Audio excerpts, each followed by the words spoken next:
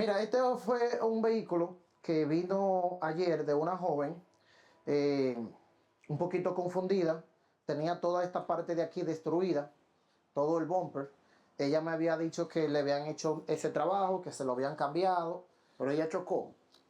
Aparentemente había tenido un accidente pequeño y lo había llevado a un taller. Le habían cambiado supuestamente todo esto. Después de nosotros examinarlo, pues nos dimos cuenta que esta pieza no había sido cambiada. Entonces procedimos a comprarle todos los plásticos de aquí abajo, de allá abajo. Solamente estamos esperando un cover que va aquí, no llega mañana. Y se lo reensamblamos y le mostramos que realmente nunca se le fue cambiado, que fue reparado y por eso se le estaba cayendo todo. Estaba todo remendado.